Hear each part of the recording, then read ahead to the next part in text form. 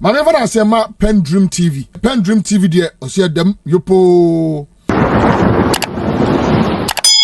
After the budget reading, Amin Adams has also come out saying some unnecessary and shocking things that they have not implemented betting tax. And if I may ask, if they have not implemented it, why do they want to remove it when they are being voted into power? Why do they campaign with the removal of those taxes if really they have not implemented it or collect any taxes on that? How then do they do the deduction when we are sending our money to our colleagues or our customers? Is it that someone somewhere is siphoning our money without any record? Is that what he's trying to say? I don't know about what you are thinking. Please do leave your comments at the comment section or send us a WhatsApp voice note on our number showing on the screen. Let's also hear your view on that. And this is shocking. I don't know whether they are in a dilemma or they are hallucinating because of what this government is doing. This station still remains PENDREAM TV, the only channel that brings you the best and latest updates in politics. Please do subscribe for more videos. Turn the notification bell on so that you'll be notified of any latest gist that will be loaded onto the platform. Thank you once again. Stay tuned to the end and leave your comments as relating to the content uploaded. God bless us all. Amen. We took over from the NDC in 2016 with a growth rate of 3.4%. 3.4% against 5.7%. And if you come to the projection for 2025, that is really disturbing and disappointing. An economy that was broken, recording 5.7%, and a reset economy, as we are being told, is projected to grow at 4%.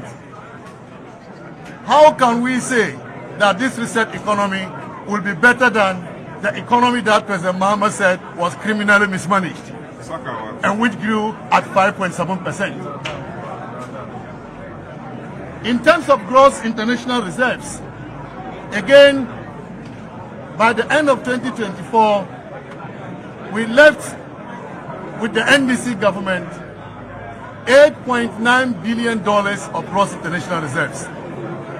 And that was the equivalent of 4 months of import cover.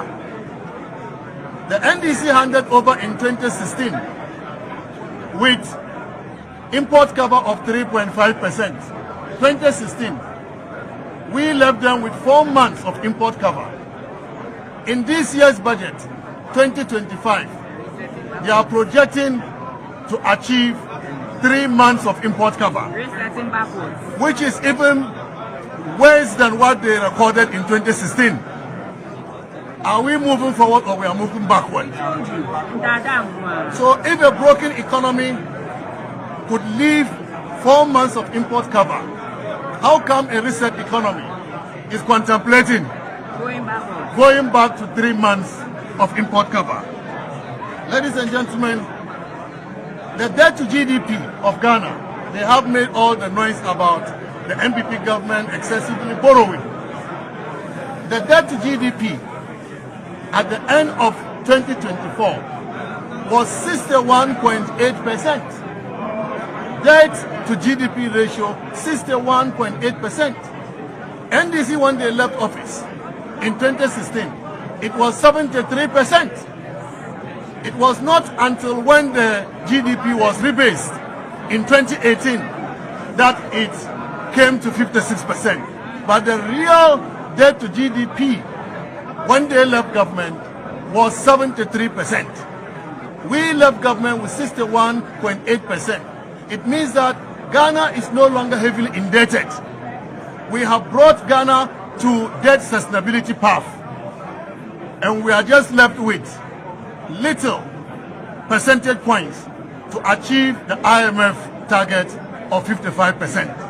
If you have 61.8%, we are talking about 6 percentage points to achieve the IMF target of 55%, which Ghana is supposed to achieve by 2028.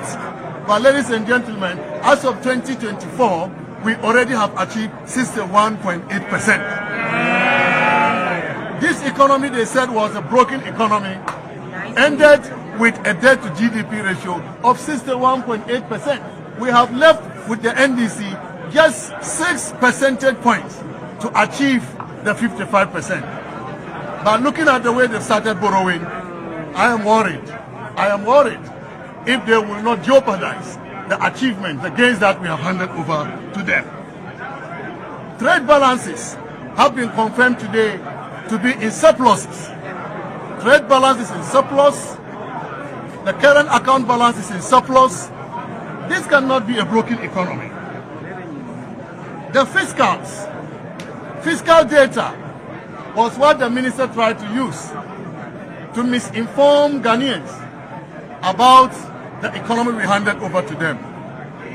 The minister was quoting a fiscal deficit on commitment basis of about 8.3% and primary balance of about 3.7% deficit. Ladies and gentlemen, these are cooked figures. These are cooked figures. They have manipulated the data, and we know how they did it. They created a new line called unreleased claims, amounting to 49 billion Ghana cedis. And that is what they have put in the fiscal data to manipulate it to the levels of deficit they are complaining about. But I can tell you, we left a surplus primary balance. When we interrogate the data, every Ghanaian will know that we left a primary balance of a surplus of 0.7% on commitment basis. Ladies and gentlemen, they're talking about IMF, that we have breached the IMF program. I am so shocked that a Minister of Finance will be announcing the breach of the IMF program even before the IMF conducts the review. IMF is conducting the review in April. The Minister for Finance is already giving a judgment that we have breached the IMF program. This has never happened in the history of this country. That a minister will be happy for his country to breach when the IMF has not said so. And that should tell the Ghanaian the lamentation and the misinformation they are carrying out to the world.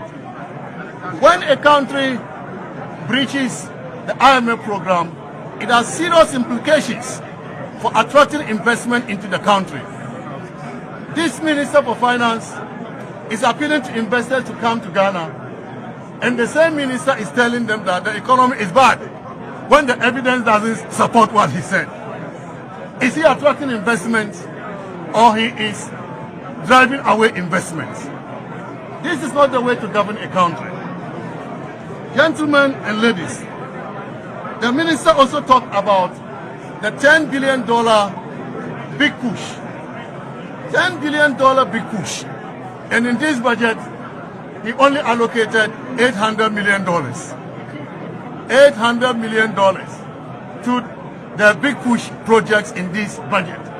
When they want to spend $10 billion, assuming they even average $1 billion, they increase it to $1 billion average a year, they will not even be reaching $5 billion by the end of their term.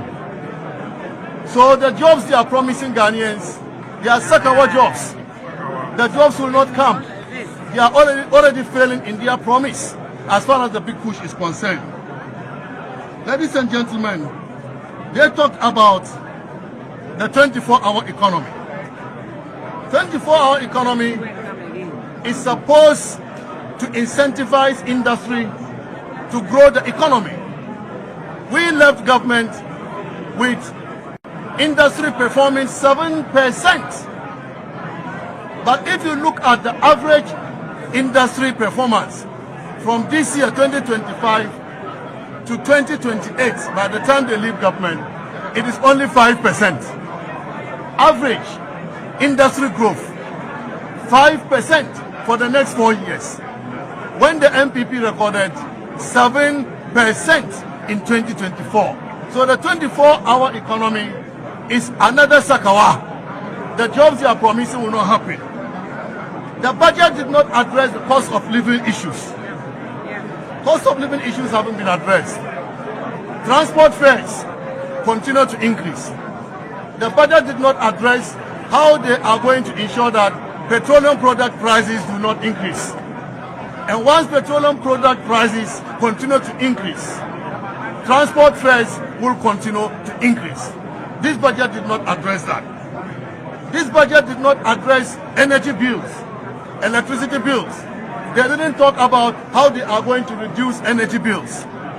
They didn't talk about how to decrease water bills.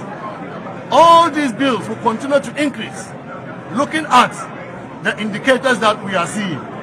And we thought that having campaigned on cost of living crisis and came to power with the support of the Ghanaian people, the least the government could do was to present a budget that will address the cost of living crisis in terms of transport fares, in terms of petroleum product prices, in terms of energy bills. But even when we come to taxes, the minister announced that they are abolishing VAT on motor insurance. Ladies and gentlemen, we were already not collecting VAT on motor insurance. VAT on motor insurance was exempted. Rather, the minister was trying to be smart. They have reintroduced VAT on non-life insurance, with the exception of the motor vehicle insurance. So all other insurance, given that the penetration of the insurance industry is just 1.1%, we are so shocked that the minister will reintroduce VAT on non-life insurance, except motor vehicle insurance. So let us not rejoice over the removal of these taxes, which we expected. What we did not expect was the reintroduction of VAT on insurance. They've also increased the growth and sustainability levy from 1% to 3% for the mining sector and extended the sunset period from 2025 to 2028. When you heard the minister talking about growth, he said that the growth was influenced by the extractives. That's a lie. And so, how can you tax a sector which is giving you growth? The sector that is giving you growth is the sector you want to go and tax. This is not good for industry. This is not good for economic growth. And this is not good for the development of our people. Ladies and gentlemen, betting tax that they said they have abolished. We never collected betting tax. We never implemented the betting tax. So to come and tell Ghanaians that you have abolished something that was not implemented is to deceive the people of Ghana. My brothers and sisters, they are talking also about gold board. It's important I address this. The gold board, as you heard the minister talk about, is to be financed from the budget. The minister is allocating $279 million to the gold board. We have never funded the gold purchase program or gold for oil program from the budget. It's never happened. And so to fund the gold board from the budget, in our view, is just to put in money to be benefited by NDC cronies.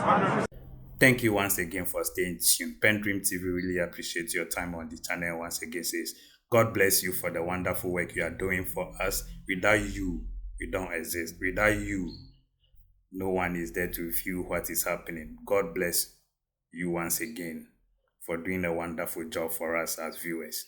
We love you and cherish you all. I'm sure we'll be Amin na PENDREAM TV ase. Now so far so good. Say open online portal e wo Ghana. Nipa share, nipa follow, nipa comment here. To my best of knowledge, without any biases, PENDREAM TV.